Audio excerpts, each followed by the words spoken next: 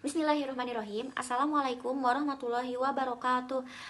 Saya Iva Safitri Nurazani dengan NIM 2110115 sebagai moderator kelompok 3. Sebelum memulai presentasi, marilah kita panjatkan puji serta syukur kehadirat Allah Subhanahu wa taala karena berkat rahmatnya alhamdulillah kita dapat menyelesaikan tugas kelompok ini dengan baik.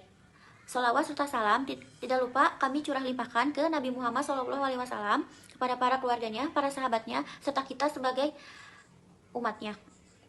Untuk mempersingkat waktu, mari kita saksikan presentasi hasil kerja kelompok kami mengenai pendapatan nasional Malaysia dan Indonesia dari tahun 2010 hingga 2023. Selamat menyaksikan.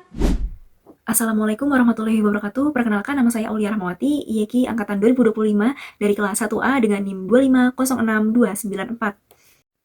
Dari data di atas, perekonomian Indonesia tinjauan dari tahun 2010 sampai tahun 2023, PDB Real Ekonomi Indonesia menunjukkan pertumbuhan volume produksi yang signifikan. Pada tahun 2010 meningkat dari 658 miliar US dollar atau setara dengan 10.970 triliun rupiah Indonesia.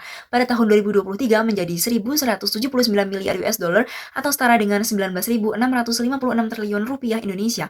PDB per kapita standar hidup rata-rata penduduk terus membaik, meningkat dari 44,7 juta pada tahun 2010 menjadi 70,2 juta pada tahun 2023.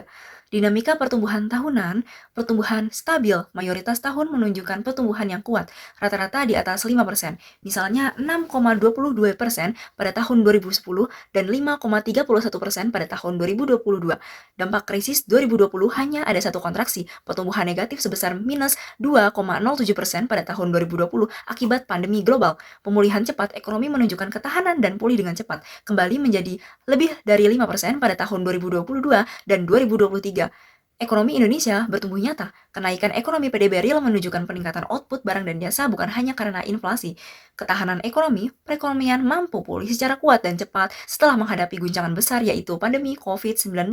Kesejahteraan meningkat, peningkatan PDB per kapita adalah indikator bahwa pendapatan rata-rata penduduk terus meningkat.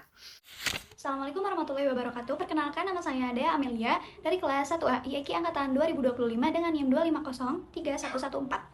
Data ini menggarisbawahi posisi Indonesia sebagai kekuatan ekonomi yang jauh lebih besar berdasarkan PDB nominal dan menunjukkan bahwa Indonesia juga menikmati laju pertumbuhan yang lebih tinggi dibandingkan Malaysia dalam periode 2010 hingga 2023. Dari data ini dapat dilihat bahwa PDB nominal Indonesia lebih besar dari Malaysia dan PDB Indonesia berada di kisaran 3 hingga 3,5 kali lipat di atas Malaysia. Indonesia tidak hanya besar, tetapi pertumbuhan yang lebih cepat dan agresif. Bisa dilihat di periode 2010 hingga 2023. Indonesia mencatat pertumbuhan yang melonjak hingga 81%. Angka ini jauh dari pertumbuhan Malaysia yang berada di 57%. Assalamualaikum warahmatullahi wabarakatuh. Perkenalkan, nama saya Dia Paulina Pisah. Di sini saya akan menjelaskan tentang sumber pendapatan nasional Indonesia dan Malaysia. Dari Indonesia sendiri ada 3, yaitu ada dari pajak, ada dari penerimaan negara bukan pajak atau biasa disebut PNBP, dan dari hibah. Dari pajak sendiri ada beberapa, yaitu seperti pajak pendapatan nasional atau biasa disebut PPN, pajak pendapatan hasil atau bisa disebut PPH, pendapatan cukai, pendapatan bea masuk dan keluar. Lalu dari PNBP sendiri yaitu ada pemanfaatan sumber daya alam dan pendapatan kekayaan yang dipisahkan. Lanjut ke yang Malaysia, yaitu ada 4. Yang pertama ada pajak, ada non-pajak, ada zakat, dan wakaf. Sekian dari saya, kurang lebihnya mohon maaf. Terima kasih. Pada kesempatan kali ini saya akan menjelaskan mengenai realisasi penggunaan pendapatan nasional Indonesia. Tetapi sebelumnya perlu diketahui terlebih dahulu bahwa pendapatan nasional itu sebenarnya tidak punya belanja langsung, karena pendapatan nasional adalah ukuran produksi ekonomi seperti PDB dan PNB. Jadi yang punya realisasi belanja hanya APBN, yaitu keuangan negara. Maka pada slide kali ini saya akan menjelaskan bagaimana pemerintah menggunakan pendapatan negara melalui belanja APBN tahun 2023. Data yang saya gunakan merupakan data resmi dari APBN 2023 yang membagi belanja pemerintah pusat ke dalam 2 kategori, yaitu belanja menurut jenis dan belanja menurut fungsi.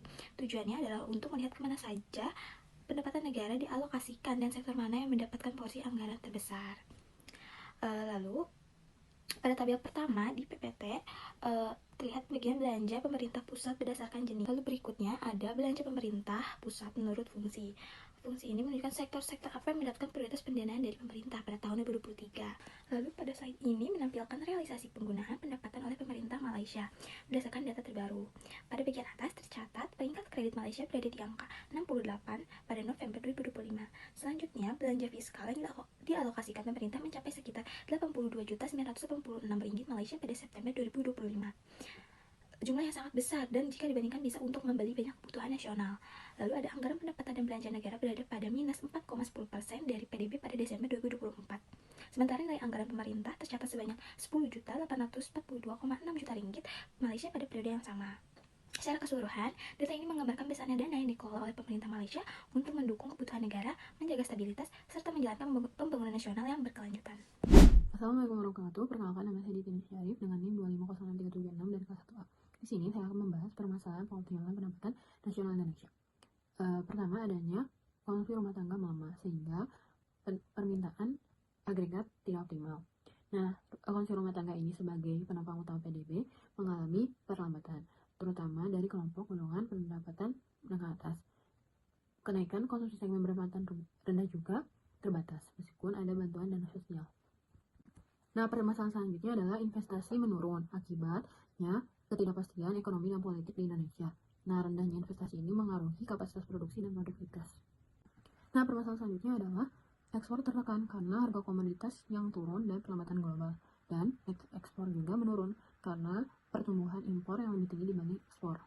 Nah, selanjutnya ada disinflasi atau deflasi global, yaitu menurunkan harga jual dan keuntungan perusahaan. Permasalahan selanjutnya adalah fenomena nominal tumbuh rendah membuat penerimaan pajak dan uang fiskal terbatas.